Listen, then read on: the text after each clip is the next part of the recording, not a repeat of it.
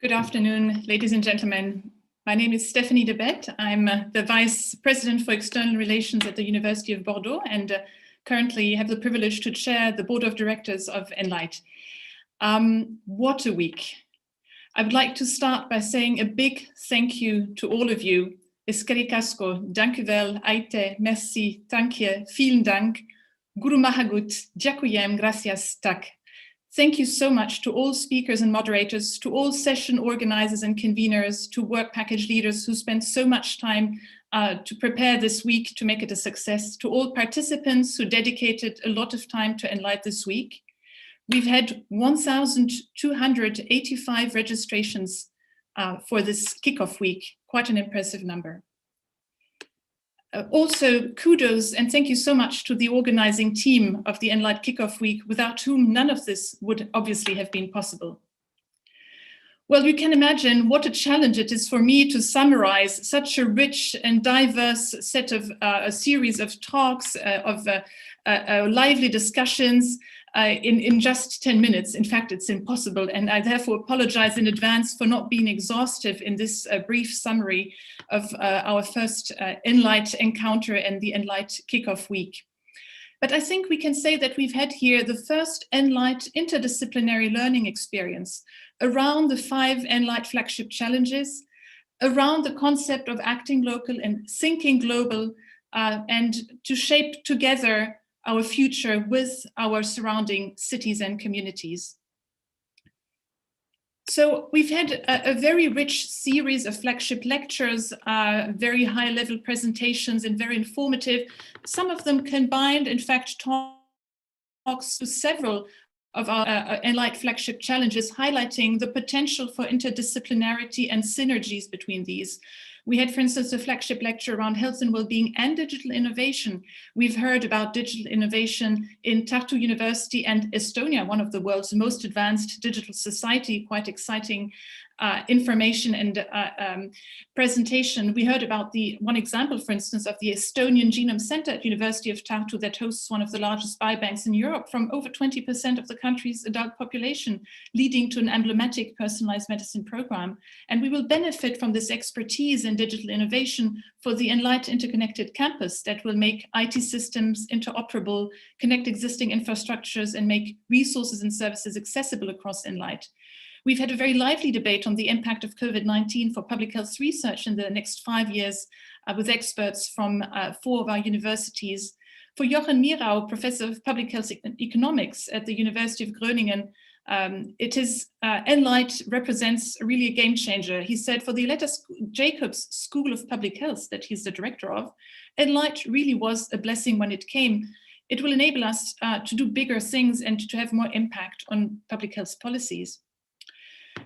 We heard about the wide-reaching, massive impact of complex feedback loops that contribute to accelerating the consequences of climate change. We heard about the great acceleration and how we can try to curb the trend through approaches such as circular economy. Keynote speaker Veronica Manfredi, who's Director for Quality of Life in DG Environment, told us business as usual is not an option anymore. Societal change will be the rule in the generations to come, and we have to train our learners for that. Obviously, equity and global citizenship are key features and core features of ENLIGHT. We've heard about the ENLIGHT Global Engagement module, which will promote global citizenship values among students and staff and be rolled out in the course of this year. We've had a really nice interactive session where we shared our concept of the values around global citizenship that led to this word cloud. And you've heard a lot about the T-shaped professional throughout the week and the importance of this horizontal component of the T-shaped professional, including global citizenship values, but also intercultural awareness, critical thinking, and so forth. And we've heard about the really impressive achievements of our associated partner, the Ban Ki-moon Center for Global Citizens, presented by CEO Monika Fröhler. And in particular, we were impressed by the Mission 4.7 initiative, also referred to by Irina Bokova in her talk earlier today, Mission 4.7 was launched by Ban Ki-moon Center for Global Citizens together with UNESCO, SDSN, and other partners to really accelerate the implementation of global citizenship education throughout the world. And we were very inspired by the talk of Monika Fröhler, who told us, imagine just a third of ENLIGHT students acting for the SDGs, what a game-changing force this will be. Importantly, ENLIGHT should not only focus on providing education for an elite, be it on academic skills or those transversal skills, but ENLIGHT really aims at promoting inclusivity, enhancing accessibility with teaching curricula, reducing inequalities, engaging in lifelong learning. As Dr. Duvuri said, Director for the Center of Global Women's Study in NUI Galway, addressing inequalities requires long-term commitment, and she elegantly outlined measures needed to implement an intersectionality approach to realizing equity. Dr. Findor, who's director of the Institute of European Studies at Comenius University, proposed that ENLIGHT could launch a comparative evaluation of equity, inclusion, and diversity at the 9 European universities and address the questions of equity within our institutions. Inclusivity is also a key element of the, actually a key topic for the coming year of the ENLIGHT Student Network. Students need to be involved seamlessly, obviously, at every level of the ENLIGHT program for it to work. This is obvious and was highlighted by President Cameron Keycron, President of the ENLIGHT Student Board from NUI Galway, who also highlighted that students will be driving force in rebuilding the world post-pandemic. He shared that students need to feel that they are part of something bigger. We hope that ENLIGHT will provide a little bit of this something bigger feeling. And we are very grateful for their massive investment in this kickoff week and also the previous preparations. So ENLIGHT virtual exchanges have actually started during this week, gathering students and teachers at the same time. We had some very lively sessions explaining us the nuts and bolts of virtual exchange, but also featuring 67 students from many disciplines working collaboratively already for 8 weeks around ENLIGHT themes. And this virtual exchange has really a great potential for rapidly building educational connections in a flexible way between our universities, which is a cornerstone of our stepping stone mobility principle. Empowering learners is a key element to reach our ambitious goals within ENLIGHT, and we had a very inspiring talk on challenge-based higher education just before this session. I'd like to remind you that ENLIGHT will roll out a number of living labs to in fact bring together student teams with local actors in order to find sustainable solutions and contribute to the regional development. We've had very inspiring insight from Irina Bokova, Director General of UNESCO between 2009 and 2017, who reminded us, I think also here quoting Jeffrey Sachs, that universities and higher education institutions have a critical role to play in helping societies achieving the Sustainable Development Goals.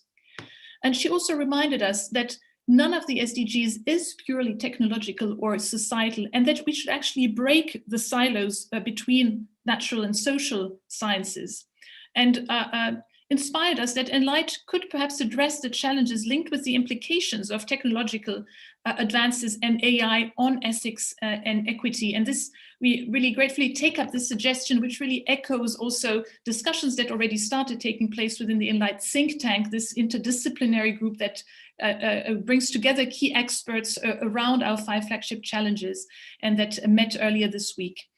We also take up this question a little bit in the what we plan to roll out as the ENLIGHT Digital Innovation and AI Network, multi-stakeholder network that will reflect on those societal implications of DI and AI.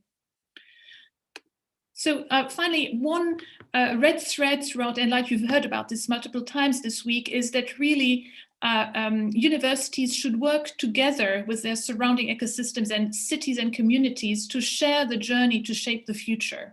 This is at the core of the concept of the regional academies that really represent a core element of ENLIGHT, where we will work together with companies, businesses, governments, policymakers around us to jointly develop sustainable solutions.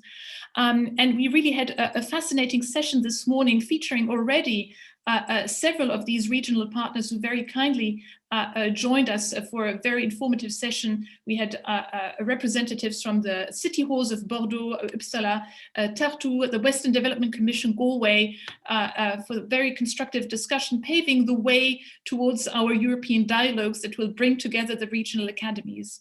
We also need to look beyond Europe. We need to look beyond the horizons, as President O'Hogarty from NUI Galway repeatedly said, unite students with important actors from targeted regions around the world, leveraging our existing global partners. Why are universities so important in teaming up with communities and cities to shape the future? Well, universities can contribute from three angles to making cities and environments sustainable. First of all, by their contribution to productivity and economy through scientific innovation. We've heard fascinating examples from the Skill Mill, Serious Games today and yesterday. The universities can contribute obviously through their knowledge and research on finding solutions to identify and solve local and global problems of sustainable development. And they are vital for social inclusion by finding innovative ways of skilling the workforce for becoming prepared for this globalized and complex world. Finally, we had a highly inspiring roundtable discussion of the ENLIGHT rectors and advisory board members that really brought a lot of food for thought for our coming months and years within ENLIGHT. We are extremely grateful to external advisory board members for their insight and great support. As President Emeritus of the European Council, Herman van Rompuy put it, ENLIGHT should be a cooperation at all levels, students, staff, administration, and in some domains lead to integration. ENLIGHT responds to the needs of our time, and it is heartily recommended. We thank you very much for this recommendation. So a very warm welcome to the ENLIGHT journey. Perhaps not an easy journey, but definitely an exciting one. And as one of the speakers this morning said, we should not be dwarfed by the challenges that we are facing, but rather use them in order to help them improve ourselves. And this was also highlighted in the fantastic cultural show yesterday. So thank you very much to all of you. And I will pass on the word to my colleague, Guido van Huylenbroeck, who's Director for Internationalisation at University of Ghent. And he will tell you what is in for you in ENLIGHT. Thank you very much.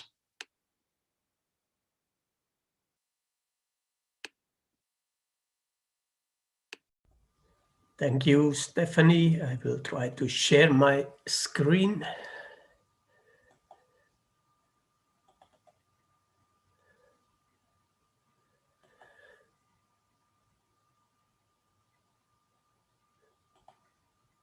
Okay, so thank you. I first of all want to join Stephanie. I am maybe not so good in all languages that Stephanie used, but I want to join my thanks as project coordinator to all people involved in this kickoff week, as it was a real journey and an important, let's say, start of ENLIGHT. And I think we succeeded in our goal to interest many people in ENLIGHT and, of course, spread the message because, of course, ENLIGHT is not only for the 1,200 and more people who have been assisting to some of our sessions, but to all people in our universities.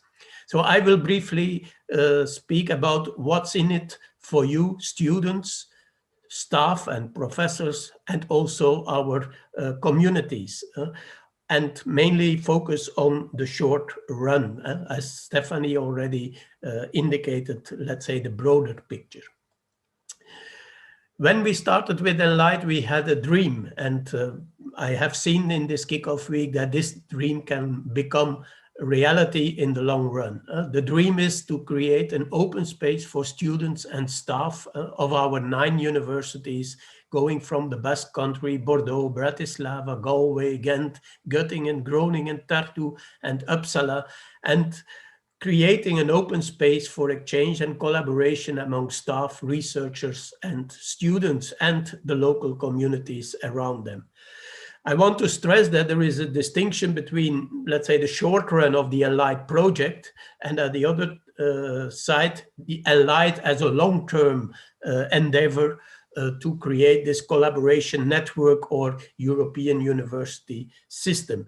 In the ENLIGHT project, we will have a test bed for exploring new creative ways of joint learning and working together, and to make our education at the 9 universities so-called future-proof.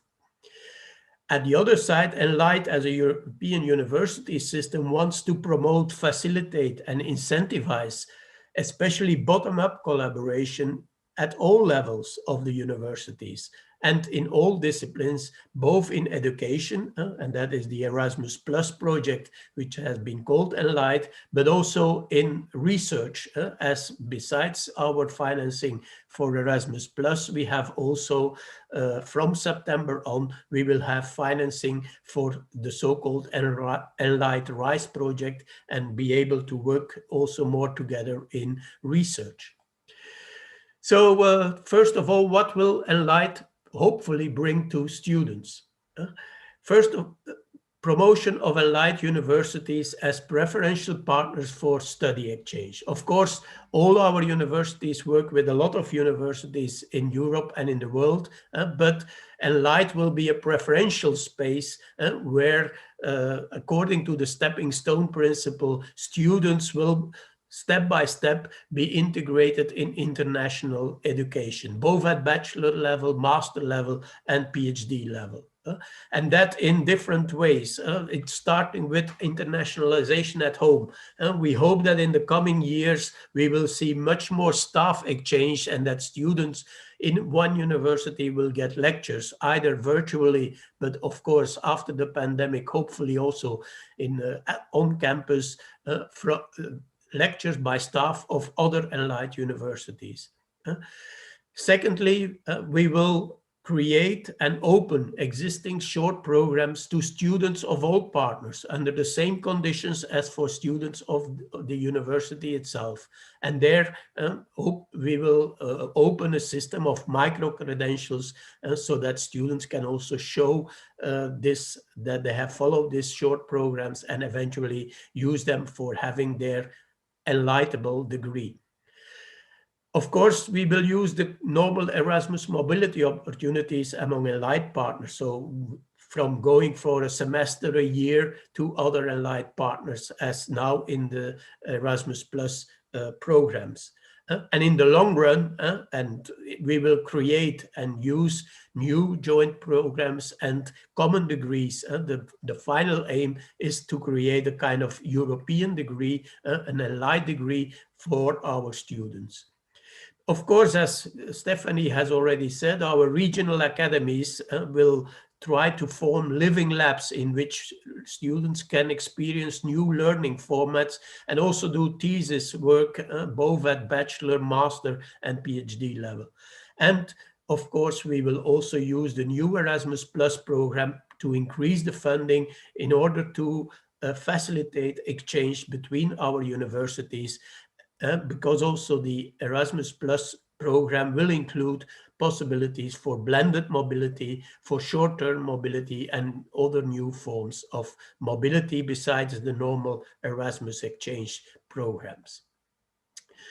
Stéphanie has already focused on the T-shaped professional, and of course that is what we want to achieve in what we call ENLIGHT degrees. That is that students not only have a profound and deep knowledge in their domain of study, but also this generic 21st century skills, learning skills, literary skills, life skills. And for that, we will create, among other initiatives, a global engagement module. And the first pilot will already come in autumn of this year. And so a number of, let's say, guinea pigs, students who want to, let's say, experience this engagement model will have the possibility already this year. And then it will be, of course, be opened to much more students once it has been proof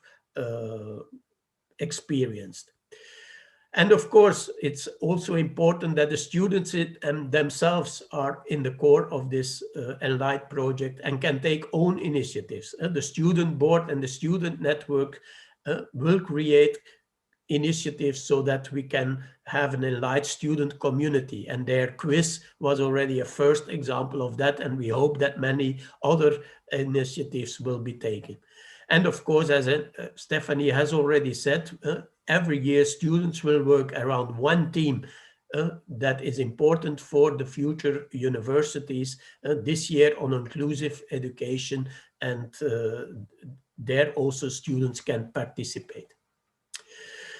As I have said, we will create new short programs, new projects that students can experience. And we have heard this week already that a number in the 5 flagship areas, a number of initiatives are being prepared and will be available in the next academic year, 2021-2022.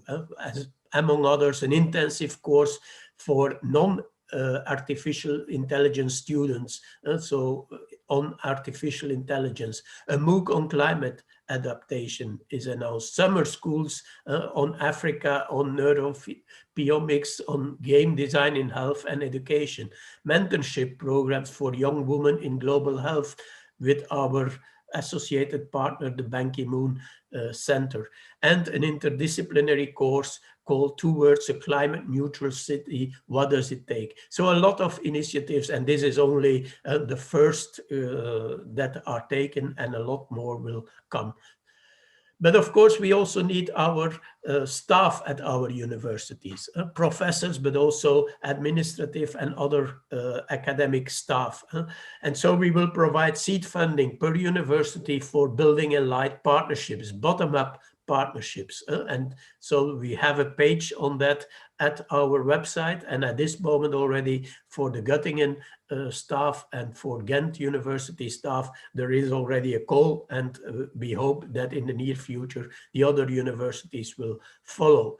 This money can be used, it's seed money that can be used for developing new learning formats, the so-called cooperative international learning courses, or new short joint programs, new joint degrees. Of course, also to finance some staff exchange possibilities for teaching. And to facilitate that, we will set up a partner search both at our ENLIGHT website that is under development, and we have in every university so-called cluster contacts in humanities, social sciences, medical sciences, and engineering and pure sciences who can help you to look for contacts in their respective universities. Of course, there is also, we will help to, let's say, this international teaching will be supported by a teaching and learning conference. And the first conference is already prepared and will be held, hopefully, physically in Ghent in November 2021. So follow us on the media so that you can register for that. And in that conference, the first ENLIGHT awards will be conferred, so maybe that's an incentive for you.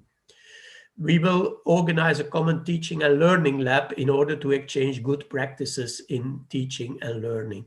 And also in research, and that's the ENLIGHT RISE project, we will try to stimulate research collaborations by increased support for project proposal development, partner search, and matched funding.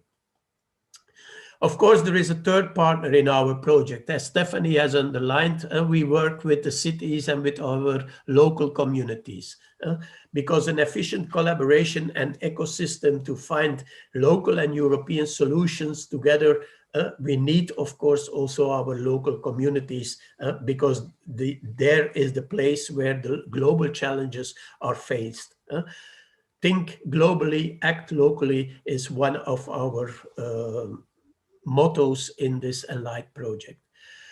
We also want a T-shaped professional and this T-shaped professional workforce, of course, prepared and ready to tackle these challenges. So on the long run, we hope that our local communities can profit from there because the ones who are already there are eager to start, and we want to prepare them together with the local communities, as was explained in these regional academies. So, to conclude, ENLIGHT needs you. If our dream is to create an open space, this requires really bottom-up initiatives. So please join us in this. ENLIGHT should become a lively community where all stakeholders, and not only the top of the universities, share thoughts, ideas, and initiatives and start to work together. So all ideas are welcome. Do not hesitate to share yours and to send them to us. And for that, you can contact your local ENLIGHT coordination team, which you can easily access through email and other forms, but also through email, where every university has now an ENLIGHT at, and then university.country address where you can easily post your ideas. And of course, don't forget to register for the ENLIGHT newsletter, where we will keep you updated with all initiatives taken in ENLIGHT, and follow us on Twitter, LinkedIn, and other social media. So our call today is, let's build ENLIGHT together, because the next big thing will be a lot of small things coming from you, students, staff, and local communities. Thank you for your attention.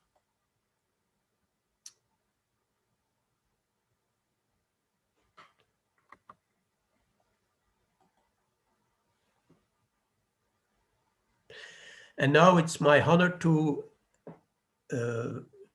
present to you our next, because at this moment the chair of ENLIGHT, the president of ENLIGHT, was the rector of Ghent University, but we have decided that every university should take up this presidency, a little bit like in the European Union. Every 6 months, another university takes the presidency of ENLIGHT. And the second president in line is Professor Eva Ferreira from the Basque Country University, and she wants to address closing words to you. And she has said that she has a big surprise for us. So we are curious, Eva. Thank you very much. Presidents of the universities of Bordeaux, Comenius, Galway, Ghent, Göttingen, Groningen, Tartu, and Uppsala, friends who have taken part in the kickoff week of the ENLIGHT network. It is a pleasure and an honor for me to represent the University of the Basque Country in this closing session. And I would like to start by thanking everybody who has made it possible to hold this packed week of activities, along with all the participants. And I am talking about institutional representatives, international experts, my fellow rectors and academic colleagues from all our universities. My thanks to all of you. And of course, I would especially like to mention our students who have strived to ensure the success of their session. Students are, in the end, the recipients of all the project's initiatives, for they are the future of our civilization and the hope of our planet, I would say. During these 5 days, 1,200 people have taken part in the different sessions. And I am convinced that all of us, and I include myself, have learned new things by sharing experiences. We have also had the opportunity to forge a closer relationship among us that will be very valuable in the near future, given all the projects on which we will be working together, right? And now the University of the Basque Country will hold the rotating presidency of the ENLIGHT network, and it is an honor and a great responsibility for us. I would like the presidency to reflect the characteristic traits of our people rooted in our languages, in our language and our culture, which at the same time have historically reached out to the world and traveled through the 5 continents. Thus, with effort, integrity, and great enthusiasm, we will work in the coming months for our project to progress in the right direction. Our focus will be on ensuring the greatest participation of all the universities. ENLIGHT is a very ambitious project, but as the old proverb goes, a journey of 1,000 miles must begin with a first step. And this is precisely what we have done here. We have taken the first step of a long and successful path. And now we want to share with you a very special tradition of the Basque Country. This will be our little surprise to end this meeting. We hope you like it as much as we do, and that with it, you will get a little bit closer to the Basque Country, the host of our meeting in June. So thank you, gracias, eskerrik asko, and now enjoy. Apple orchards are a typical scenery in the Basque Country.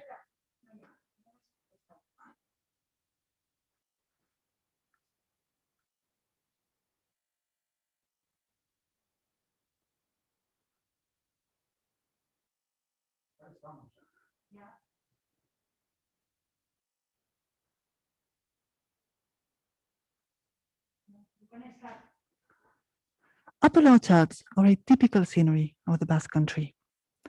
Most of these fruits are used for our age-old traditional drink and favorite drink of ours, which is cider. Whenever the juice was ready to drink, the country homeowners would announce it to their neighbors by making a regular rhythmic noise, beating sticks on a wooden plank. This sound-making object was first called chalaparta. Rural lifestyle has declined throughout the centuries, and the use of chalaparta has also evolved. Nowadays, musicians use several boards that offer a range of sonorities, and materials have also diversified. From the original alder or chestnut, new wood types have been introduced, as well as tuned minerals, for example, or even in some intercultural festivals, ice bars. Chalaparta is a percussion instrument where the leader player sets the basic rhythm and the peer answers back, reacts, breaks those initial rhythms to start a musical conversation between them both. The University of the Basque Country is proud to present this treasured tradition through the talent and experience of Ander Sánchez and Josu Elvira.